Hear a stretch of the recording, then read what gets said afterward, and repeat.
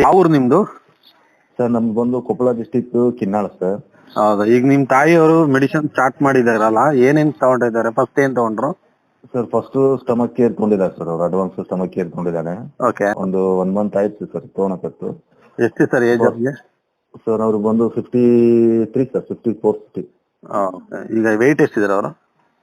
Wait ಬಂದು ಒಂದು 60 ಇದೆ ಸರ್. ಹೌದಾ, ನೋವೆಲ್ಲ ಹೇಗಿದೆ ಈಗ? ಸರ್ ನೋವೆಲ್ಲ ಏನಿಲ್ಲ ಸರ್, ಎಲ್ಲ ಗುಣ ಆಗಿದೆ ಸರ್. ಈಗ ಅವರೆಲ್ಲ ಫಸ್ಟ್ ಎಲ್ಲ ಅಡ್ಡಾಡಕ್ ಬರ್ತಿದ್ದಿಲ್ಲ ಸರ್, ಈಗೆಲ್ಲ ಅಡ್ಡಾಡ್ತಿದ್ದಾರೆ. ಈಗ ಚೆನ್ನಾಗಿದ್ದಾರೆ ಸರ್ ಅವರು. ಸ್ವಲ್ಪ ಅವಾಗ ಫಸ್ಟ್ಗೆ ಈಗ ನೋಡಿದ್ರೆ ಒಂದು 75% ಗುಣಮುಖ ಆಗಿದ್ದಾರೆ ಸರ್ ಈಗ. ಎಷ್ಟು ಒಂದೇ ಕೋರ್ಸ್ ಮಾಡಿದವರು? ಸರ್ ಅವರು ಒಂದ್ ಕೋರ್ಸ್ ಮುಗಿದಿದೆ ಸರ್ ಈಗ.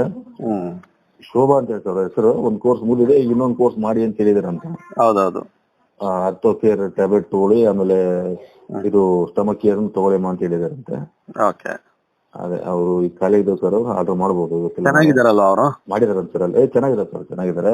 ಅದೇ ಅವರೇ ನಮಗೆ ಸಜೆಷನ್ ಕೊಟ್ಟಿದ್ದು, ಈ ತರ ಮಾಡಪ್ಪ, ಮತ್ತೆ ನೋಡಿ ಚೆನ್ನಾಗಿದೆ, ನಾನು ಮಾಡಿದ್ದೀನಿ, ನನಗೂ ಇದು ಕಂಡಿದೆ, ಗುಣಮುಖ ಆಗಿದೆ. ಹಂಗಾಗಿ ಏನ್ ಸರ್ ನೀವೇನಾಗ್ಬೇಕು? ಸರ್ ಮಗ ಸರ್. ಮಗ. Okay okay.